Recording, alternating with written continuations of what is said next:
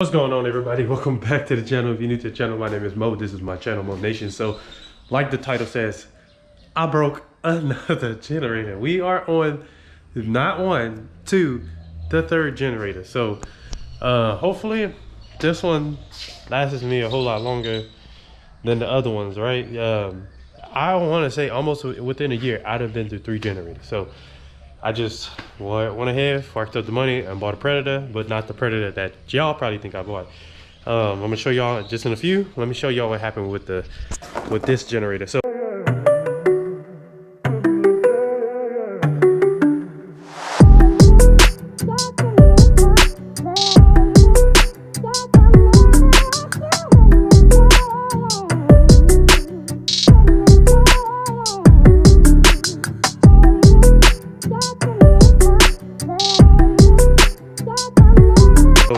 if you've been following me for a while, you know I have a 2,000 watt generator, which is the wind generator.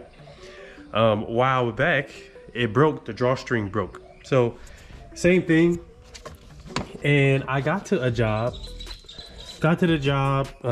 So with this one, you have to like prime it almost. So you got to pull it like 3 times and then pull it a couple times and then it'll start. Got to the job, I was doing that, pulled it and boom, whole string broke. So couldn't do the job, rescheduled the guy. He was really cool about it. You know, I showed him like, hey, my generator broke. So let me show y'all the other one. So this is the second one right here. This one lasted me a good little minute, but it broke off the clamp, and then right here the muffler broke off of this. Just, I don't know. So this was no good. Also, it doesn't turn off anymore as well. You have to kind of play around with it to get it to kind of turn off, but you know, it is what it is. This one I actually got my money back for. Supposed to be getting my money back for this one, because the part is covered under warranty, but they no longer have this part. And then this is the new one. So it was between this one and the 35, I think. So I'll let y'all know how this one goes. Everybody gets the 35, which is the more squarish, taller one with the wheels and stuff on it. That one is a little quieter than this one right here. I think this one's like 74 decibels. The other one's like 68 point something decibel. I'll put a picture up of the one I'm talking about, but it's the one that everybody goes with. So what I'm going to do, I was looking at this one. The price was a little less than that one, but it didn't come with wheels, which is perfect. And it's a little smaller than, it's not as bulky as the other one, which I feel like it's gonna fit inside of my van pretty good. So we'll see how this goes. This one is the 4550. It's probably, like I said, it's gonna be louder, way louder, maybe. But it's the 4550. It's an inverter, so it'll go up and down. You can not control it, but you know, it's gonna use what it needs and not be full blast all the time. So this one 4550, and then the running watts is 3650 running watts. So basically so 64, and I think the other one was like 58 decibels. But basically this will power everything. So the other one, it was a 35, and then it was a 3000 running watts. I know a lot of people say they don't have any issues with it, but it is what it is. I was like, yeah, I can get a little bit more power, and we're gonna see how it is. Nobody's using this one, and I'll let y'all know how it goes. Another thing, the reason why I bought this one is because I like to have extra plugs. So this one got 6, no. So this one has 4. The 35, it only had 2 plugs on it, which is weird. It only had 2 plugs. This one has 4, so I like to put my 2 plugs right here, and then an extra extension right here if I have to warm the steamer up inside the van or anything like that. That's just the way I like to do it. So, well, I know a lot of people don't like Harbor Freight, and they give Harbor Freight like a really bad rep or whatever, right?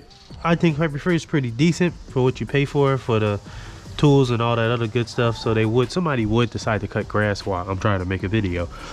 But you know, I like Harbor Freight. I like their warranty, where if it messes up or anything, you can literally just bring it back. and get a new one. So that's what I like about them, and that has came in handy so many times. I can't even explain to y'all how many times I had to just bring something back in a hurry and got a brand new one and went about my day. Makes things 10 times easier. So whenever I was trying to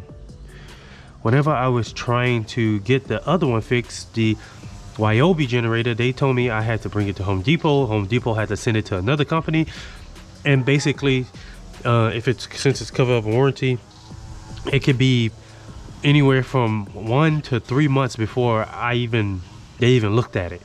So at that point, it's like, you know what, I might as well just buy another one. But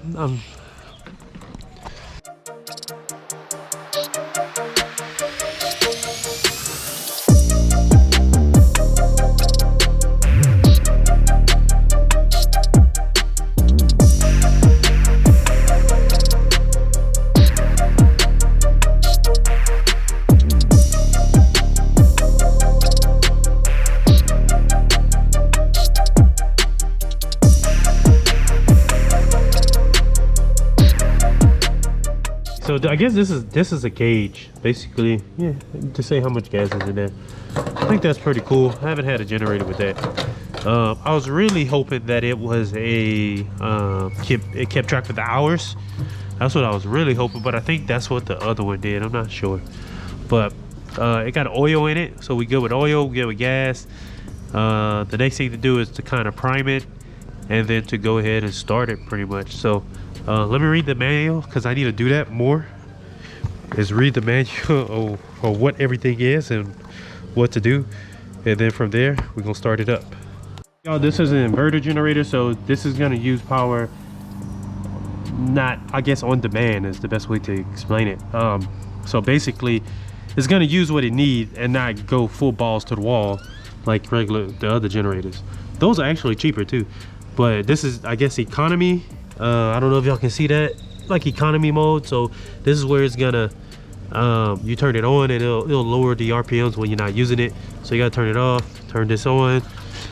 Let's see, pull the choke and make sure this is in the on position, which it already was. And then you gotta pull the thing to get some gas in there. Oh snap, I did not expect for it to start. Alright y'all, so I don't know if y'all can hear me or not. I won't know until I edit this video. But this generator is actually pretty quiet. I thought it was gonna be super loud, but it's actually pretty quiet. Right now it's not in economy mode,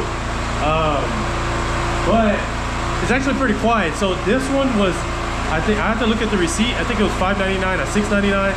I paid a total of $800, only because I bought some drying towels and some glass towels, and then I also purchased the warranty, the 2-year warranty, for like $139 or something like that, which made it $840 something. So the other one, the Predator 3500, that one was, I think, $7.99. And then if you purchased the warranty with it, it probably would have made it around $900. And that's just by itself, if I'm not mistaken. But I'm gonna double check towards the end of this video. I'm gonna double check to make sure. But let me put it in economy mode and see if it goes down some. All right, so it's in economy mode right now. It's in economy mode right now. So right now, I'm all the way in the back of the garage, and it's pretty quiet. I can't even lie. Like if I go inside my house, I probably won't be able to hear it, especially going towards the back of the house. But let's go ahead and I'm liking it so far. So I'm gonna let it run a little bit, and then from there, I'm gonna put a load on it. I'm about to mount it in the van. I'm gonna turn it off, mount it in the van, and then I'm gonna go ahead and put a load on it and see how I do. Ran into some problems. We're gonna have to redo the van, reconfigure it again. The van has gone through so many changes, it's ridiculous. As y'all can see, the floor right here is all dipped in and stuff. The issue is that I'm gonna have is the generator is gonna have to go right here because of the drawstring. So when I pull this drawstring, I need to be able to have a little bit of leverage to pull it. But not only that, when it's over here, I can barely grab it unless I jump over. So that's going to be one of the issues. The heat that may come from the generator may be an issue. That's just one thing I didn't really think of. What else? So what I'm in the process of doing right now is actually figuring out how do I want to place things at the moment, because I mean that's all I really can do, to be honest. Hey, so I actually ended this video, if you made it to the end of this video, but I had to kind of add this part into this video. So